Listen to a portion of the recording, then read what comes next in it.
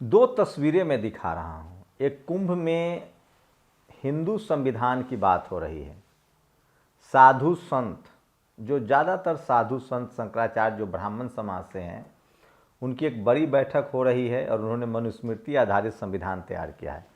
दूसरी तरफ आज कर्तव्य पथ अब जो नाम है, सोचिए किस तरह से बाबा साहेब के संविधान की प्रदर्शनी की गई और भारत का जो मूल धम्म है, जो सनातन है, जो धम्म है, बुद्ध है, भारत की पहचान बुद्ध से है, उसको भी उकेरा गया।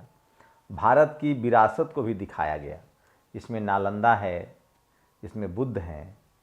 सोचिए, तो दोनों चीज़ें एक साथ चल रही है। अब सवाल है कि जो कुंभ में हो रहा है और जो कर्तव्य पथ पर हो रहा है, इन दोनों का विश्लेषण करूंगा। ये वीडियो बहुत ज़रूरी है, आपको देखना चाहिए। नमस्कार, मैं शंभू कुमार सिंह और आप देख रहे हैं नेशनल दस्तक। मुट्ठी भर लोग हैं इस देश में जो इस देश के संविधान को नहीं मानते हैं। वो अंदर से उससे नफरत करते हैं, क्योंकि इसकी सबसे बड़ी वजह है संविधान में जो इस देश के जो मूल निवासी हैं, इस देश के जो शोषित वंचित हैं, इस देश की जो महिलाएं हैं, किसी न किसी वजह से, चाहे जाति के आधार पर, धर्म के आधार पर और लिंग के आधार पर जिनके साथ भेदभाव हुआ है, ये संविधान उनको हक देता है, उनको प्रिविलेज देता है, कुछ विशेषाधिकार देता है, और जिसे हम SC, ST, OBC के रूप में नौकरियों में, तमाम तरह की योजनाओं में उनको लाभ मिलता है। खासकर उन लोगों को जो इस देश के SC, ST, OBC है, चाहे उनका धर्म कुछ भी हो सकता है। वो सिख हो सकते हैं, वो हिंदू हो सकते हैं, वो इस्लाम मानने वाले हो सकते हैं, वो क्रिश्चियन हो सकते हैं, वो बुद्धिस्ट हो सकते हैं। वहीं ये जो हिंदू संविधान की बात की जा रही है, देखिए दोनों डर को समझिए। आज जो संसद 60 साल, ये बात सच है कि लगभग 60 साल कांग्रेस ने राज किया और 15 साल बीजेपी राज कर चुकी है। समझिएगा इस चीज़ को। 60 साल कांग्रेस ने राज किया, उसके दौर में भी ये चीज़ें देखने को नहीं मिली। इस खुले विचार से भारत के जो मूल धम्म हैं, जो बुद्ध की देन है, जो तक्षशिला, नालंदा, विक्रमशिला जैसी चीज़ों को नहीं दिखाया गया, तथागत बुद्ध को नहीं दिखाया गया, संविधान को, प्रावधान को, बाबा साहेब को उतनी तरजीह नहीं दी गई। ये बात सच है, कोई दो मत नहीं है। और वाजपेयी जी के भी 5 साल जो प्रधानमंत्री थे, उसके बाद नरेंद्र मोदी के भी 10 साल, उसमें कुछ ऐसी बात नहीं थी। सोचिए, उसके 14 से लेकर 19 तक कुछ नहीं था, 19 से लेकर 24 तक नहीं था, लेकिन 24 के बाद ये सब कुछ इसलिए दिख रहा है क्योंकि ये आपकी जीत है। इस देश के उन तमाम सोशल मीडिया के पत्रकारों की जीत है। इस देश के सबसे ज़्यादा SC, ST, OBC, किसान, अल्पसंख्यकों की जीत है, जो सोशल मीडिया आने के बाद अपनी जान जोखिम में डालकर इस देश की संविधान की बात कर रहे हैं, इस देश के किसानों की बात कर रहे हैं, इस देश के मजदूरों की बात कर रहे हैं, और जो बाबा साहेब के संविधान की बात कर रहे हैं। मैं इसलिए कह रहा हूं, आज राहुल गांधी हो जो दिन रात सोशल जस्टिस की बात कर रहे हैं, संविधान बचाओ आंदोलन की बात कर रहे हैं, संविधान सुरक्षा की बात कर रहे हैं, ये इस वजह से हो रहा है। इसका क्रेडिट आप लेना सीखिए, इसका क्रेडिट आप लीजिए। वो तमाम लोग पिछले 10-15 साल से, मैं कह रहा हूं, दर्जनों लोगों को नहीं, हजारों लोगों को मैं जानता हूं, जिन्होंने जिस तरह से सोशल जस्टिस को लेकर लिखा है, सामाजिक न्याय को लेकर लिखा है, संविधान को लेकर लिखा है, अंधविश्वास और कर्मकांड को लेकर लिखा है, और वो जेल गए हैं। ये लड़ाई लेकिन उसके बाद भी तेज हुई है। आज भी इस देश में अब हजारों ऐसे सोशल मीडिया के पत्रकार हैं, सोशल मीडिया के लोग हैं, जो अपनी नौकरी ताक में रखकर, वो तमाम लोग, नाम मैं बार बार दोहराता हूँ, डॉक्टर रितु हो, लक्ष्मण जी हो, रतनलाल जी को जिस तरह से गिरफ्तारी देनी पड़ी, प्रोफेसर रविकांत को लखनऊ यूनिवर्सिटी में जिस तरह से हुआ, रोहित वेमुला की जो शहादत है, इसमें ध्यान रखना पड़ेगा। ये सब का मिला जुला एक जो धीरे धीरे जो इस देश का जो बहुसंख्यक आबादी जागरूक हो रहा है और उसे एक प्लेटफॉर्म मिला है और वो अपने संवैधानिक अधिकारों के लिए लिख रहा है, बोल रहा है, पढ़ रहा है, इस वजह से ये बदलाव हुआ। और इसके पीछे की कुर्बानियों को भी आपको नहीं भूलना चाहिए।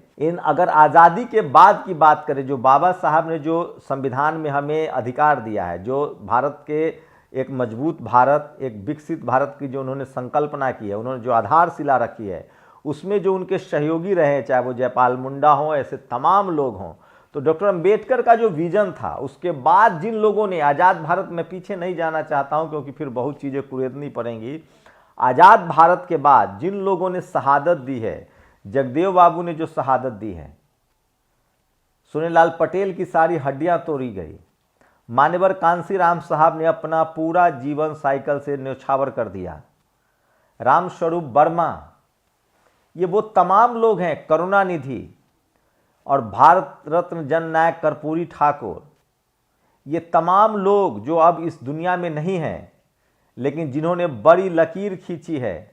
इस मौके पर आपको बाबू जगजीवन राम, चौधरी चरण सिंह, उन तमाम लोगों को याद करना पड़ेगा जिन्होंने एक लंबी लड़ाई लड़ी है। शरद यादव, रामविलास पासवान, ये बड़ी लड़ाई लड़ी है। उसके बाद ऐसे लोग हैं जो आज भी लड़ रहे हैं, बीएसपी सुप्रीमो मायावती हो, लालू यादव हो, शिबू सोरेन हो, हेमंत सोरेन हो, ये तमाम SC ST OBC के नेता जो दबे छुपी जवान में बोलते थे, अब वो सामने सामने और साफ साफ बोलना जाना चाहिए, क्योंकि अब समाज जागरूक हो चुका है। और सोचिए आज पुरजोर तरीके से जो कुंभ में जो ये चीज़ें चल रही है, वो भी लोगों के जेहन में है, और सरकार जो आज जो झांकी निकली है, वो भी लोगों के जेहन में है। तो मैं फिर कह रहा हूँ, समाज बहुत जागरूक हुआ है, और वो तमाम लोग जिन्होंने एक लंबी शहादत दी है, और आज जो लोग तकलीफ़ें उठा रहे हैं, दरअसल वो अपने भविष्य को बचा रहे हैं, अपनी नस्लों के लिए रास्ते तैयार करते। यकीन मानिए, आज जो कांग्रेस की भाषा बदली है, आज जो बीजेपी शासित सरकार का जो ये भाषा बदल रही है, इसकी वजह आप हैं, आप लोग की ताकत है, आप लोग की एकजुटता है। मैं बार बार कह रहा हूं कि बहुजन समाज के लोग, सोचिए हम लोग देखते थे 7वीं 6ठी क्लास से मैं पेपर पढ़ता हूं, जब स्वतंत्रता दिवस होता था, जब गणतंत्र दिवस होता था, वो अखबार भरे होते थे स्वतंत्रता दिवस के आलोचना से, गणतंत्र दिवस के आलोचना से कि लोगों को क्या मिला। लेकिन जातिवाद, मनुवाद के खिलाफ कभी लिखा बोला नहीं गया।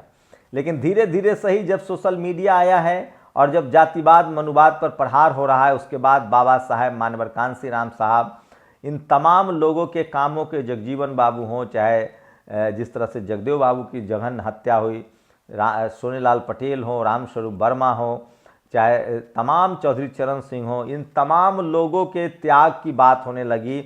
और आज जब हर समाज जागरूक हो रहा है, सोशल मीडिया पर लिख रहा है, जब जातिगत एकाधिकार खत्म हो रहा है, पहले टीवी अखबार पर एक जाति विशेष का कब्जा था, आज भी है, लेकिन सोशल मीडिया पर पैरेलल एक दुनिया खड़ी हो गई है। और अब सोचिए, हजारों के हजार, लाखों के लाख SC ST OBC, किसान, अल्पसंख्यक समाज के लोग अपने राजनीतिक, सामाजिक, सांस्कृतिक अधिकारों के लिए लिख रहे हैं, तो सरकारों के कान जो हैं वो वहाँ तक बात जा रही है। और उसी का नतीजा है कि जो एक धर्म विशेष की बात हो रही है, जबकि भारत एक सेकुलर देश है, भारत का संविधान हर धर्म की स्वतंत्रता और उसकी सुरक्षा की गारंटी देता है। ऐसे दौर में एक धर्म विशेष की राष्ट्र बनाने की बात की परिकल्पना से ही लोग असहमत होते हैं।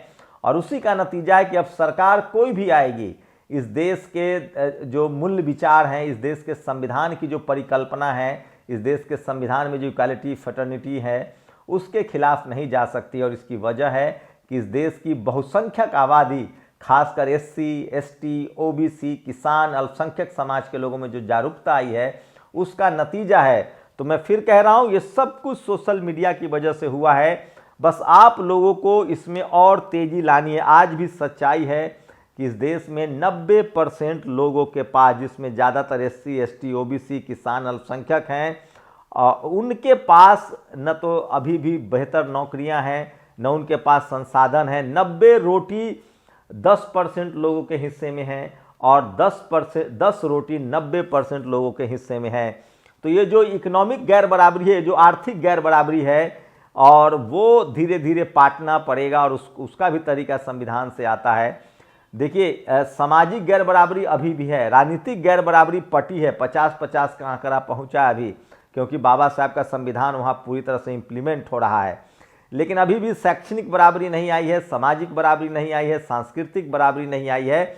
और यही आज कर्तव्य पथ पर 76वें गणतंत्र दिवस के मौके पर दिखा कि अब सांस्कृतिक बराबरी की तरफ भी देश बढ़ रहा है। मैं इसलिए कह रहा हूं कि भारत का संविधान सभी को अपने धर्म और अपनी पूजा पद्धति की सुरक्षा की गारंटी देता है, बशर्ते कि शर्त यह है कि उसे किसी पर जबरन थोपा न जाए और किसी को पर बदले की भावना से कार्रवाई न की जाए।